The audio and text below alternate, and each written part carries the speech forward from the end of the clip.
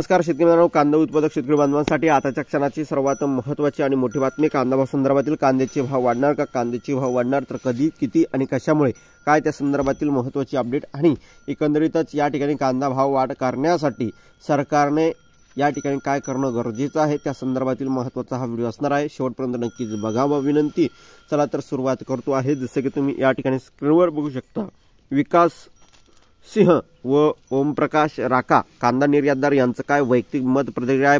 प्रवीण कदम यांचा सुद्धा संपूर्णपणे बघत आहोत। कांद्याच्या दरात एक महिन्यात 2,500 रुपयाची घसरण झाल्याने कांदा उत्पादनाला योग्य दर मिळण्यासाठी कांद्यावरील निर्यात शुल्क कमी करणं गरजेचं आहे।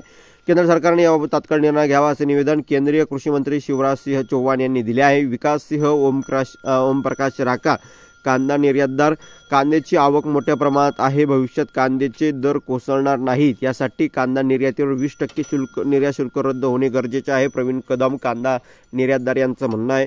एकंदरीतच देशांतर्गत सर्वच बाजार समितीमध्ये कांद्याच्या मोठ्या प्रमाणात आवक झाली। केंद्र सरकारने कांद्याचे भाव नियंत्रण ठेवण्यासाठी बफर स्टॉकच्या माध्यमातून खरेदीला कांदा बाजारात आणला, त्यामुळे एकंदरीत कांद्याच्या दरात 2,500 रुपयापर्यंतची मोठी घसरण झाली होती।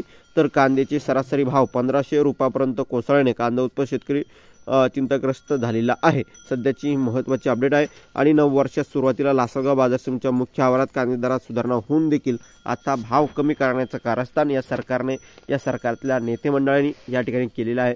कारण की जे काही निर्यात शुल्क आहे 20% ते अद्याप या ठिकाणी सरकारने काढलेलं नाही आणि त्याच परिस्थितीमध्ये या ठिकाणी ते काढलं नसल्या कारणाने या ठिकाणी कांद्याच्या भावात घसरण आहे। आणि जर तुम्हाला भाव वाढ लागत असेल तर ही या ठिकाणी एकंदरीतच या शेतकरी मित्रांनो जी काही परिस्थिती आहे ती तुम्ही एकंदरीत काढली पाहिजे, नंतर कांद्याच्या भावात सुधारणा होईल असं या ठिकाणी आश्वासन या ठिकाणी एकंदरीतच देण्यात आलेलं आहे। धन्यवाद। लक्ष्मण जेवण।